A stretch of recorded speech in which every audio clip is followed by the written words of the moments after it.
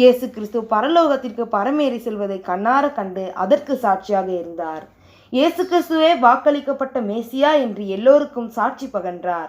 இவருடைய வார்த்தைகளால் அநேகர் இயேசுவை சொந்த இரட்சகராக ஏற்றுக்கொண்டார்கள்.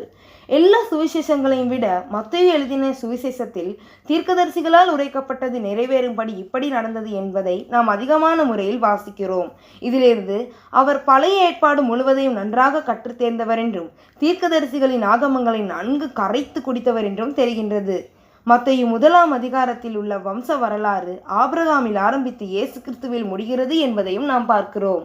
பிற்காலத்தில் இந்த மத்தேயு சுவிசேஷகனாக எத்தியோப்பியா, மெசடோனியா, பெர்சியா, பார்த்தியா போன்ற இடங்களுக்கு சென்று சுவிசேஷம் அறிவித்தார்.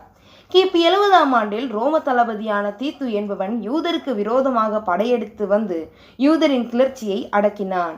ஈவு இரக்கமில்லாமல் யூதர்களை கொன்று குவித்தான்.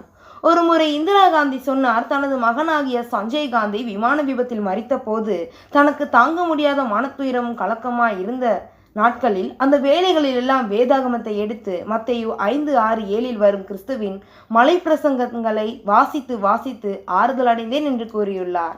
இப்படியாக இந்த மத்தேயு புஸ்தகத்தை அவர்கள் வாசித்து ஆறுதல் அடைந்தார்கள் என்று கூறியிருக்கிறார். அதே போல இந்த மத்தேயு ஒவ்வொரு இடங்களுக்கு சென்று இயேசுவை பற்றி எல்லோருக்கும் சுவிசேஷம் அறிவித்திருக்கிறார். பிறகு அவருடைய வயதான காலத்தில் ஒரு நாள் அவர் மக்களோடு கடவுளை ஆராதித்து கொண்டிருந்த வேளையில் யூதருக்கு விரோதமான சிலர் சபைக்குள் புகுந்து வயதான மத்தேயுவை பிடித்து இழுத்து அடி அடி என்று அடித்து தரவென்று இழுத்து சபைக்கு வெளியே கொண்டு சென்று, எவ்வளோ சொல்லியும் அந்த இயேசுவை ஆராதிக்கிறீங்களா, இப்போ பாரு உன்னை என்ன பண்ணுறேன் என்று சொல்லி மத்தேயு வயதானவர் என்று கூட பாராமல் அவருடைய தோலை உரித்து கல்லால் அடித்து கொண்டார்கள்.